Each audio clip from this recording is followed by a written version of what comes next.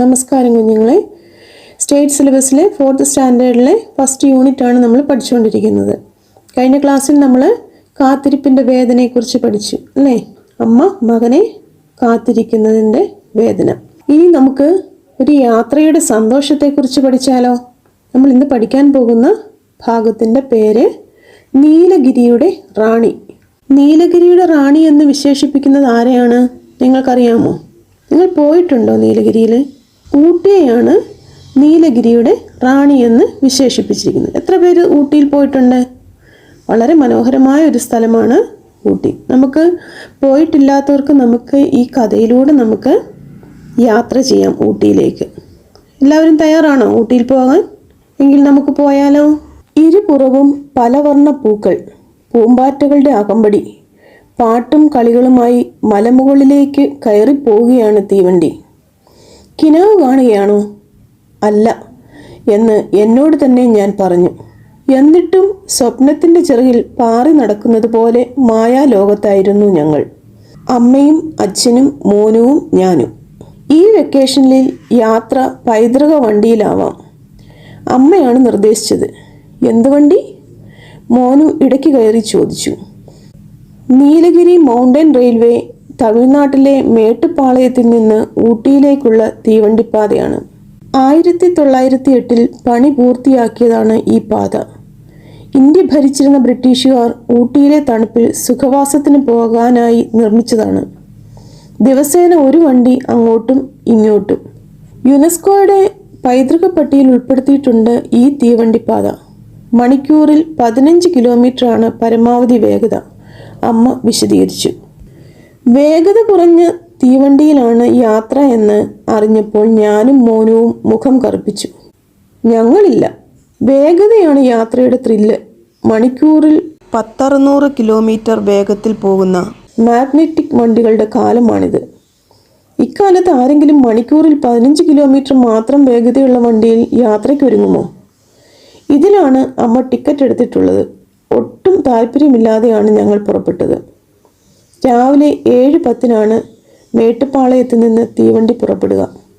4 കമ്പാർട്ട്മെൻറ്റുകൾ മാത്രമുള്ള കൊച്ചു വണ്ടി കണ്ടപ്പോൾ എനിക്കും മോനുവിനും ഒട്ടും രസിച്ചില്ല.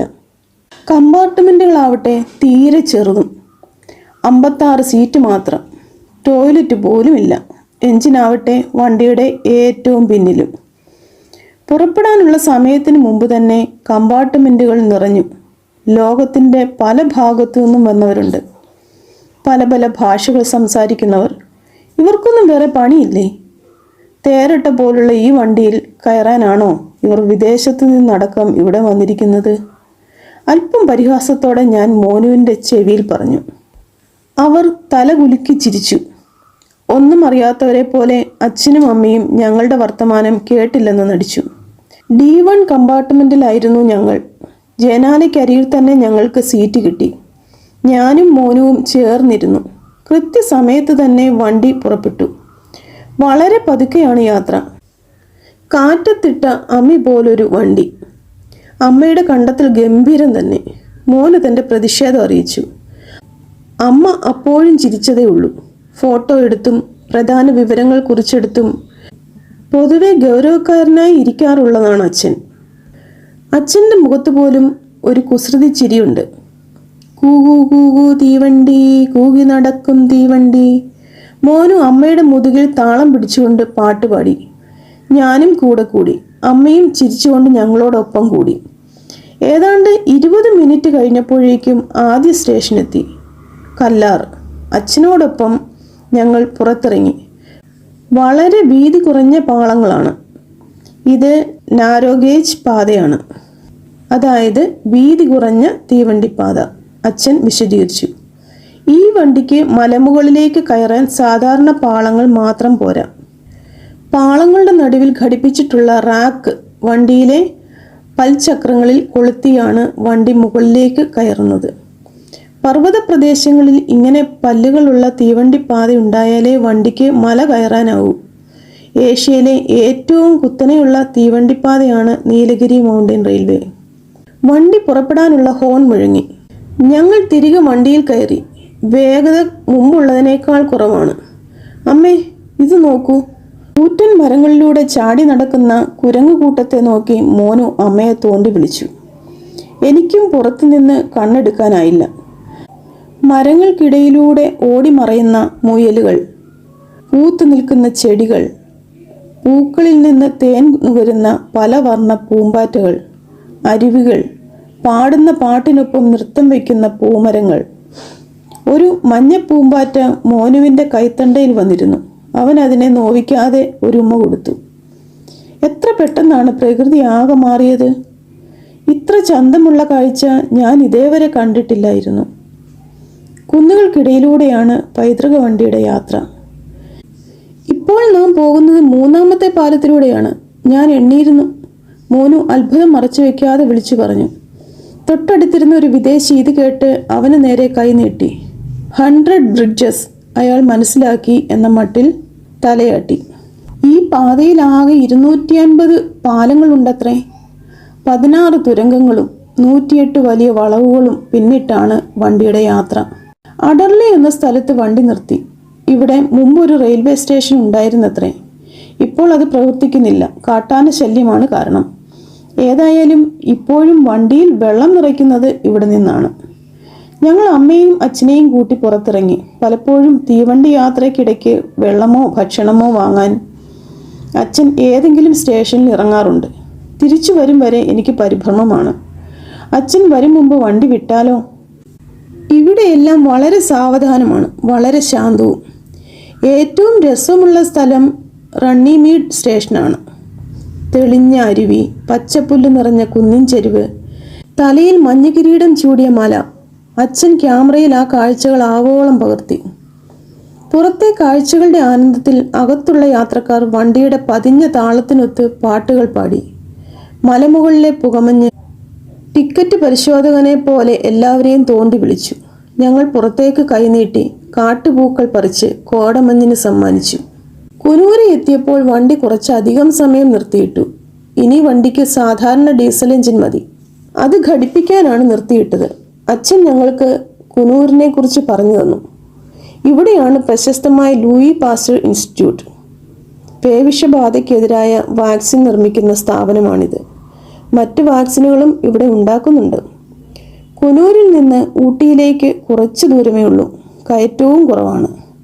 ഏതെല്ലാമോ സിനിമകളിൽ കണ്ട് പരിചയം തോന്നിയ മായാലോകത്തെ കാഴ്ചകളിലൂടെ ഞങ്ങളുടെ വണ്ടി ഊട്ടിയിലെത്തി.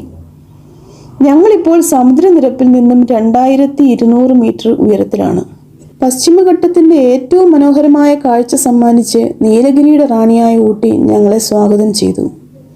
തീവണ്ടിയിൽ വന്നിറങ്ങിയപ്പോൾ ഞങ്ങൾ അമ്മയ്ക്ക് ഇരുപുറവും ചേർന്നിരുന്നു. അമ്മ ഞങ്ങളെ ചേർത്ത് നിർത്തി തോളിലിട്ട് കമ്പിളി പുതപ്പുകൊണ്ട് സാവധാനം പുതപ്പിച്ചു. അല്പം ചമ്മലോടെ ഞങ്ങൾ അമ്മയുടെ നേരെ മുഖമുയർത്തി. അമ്മ ഒരു കുസൃതി ചിരിയോടെ ഞങ്ങളെ നോക്കി കണ്ണിറുക്കി. അച്ഛൻ തക്ക സമയത്ത് ഞങ്ങളെ ക്യാമറയിലാക്കി. എങ്ങനെയുണ്ടായിരുന്നു മക്കളെ നമ്മുടെ ഊട്ടിയിലേക്കുള്ള യാത്ര? എല്ലാവർക്കും ഇഷ്ടപ്പെട്ടോ? നിങ്ങൾ ഈ കഥ തനിയെ ഒന്ന് വായിച്ചു നോക്കണേ.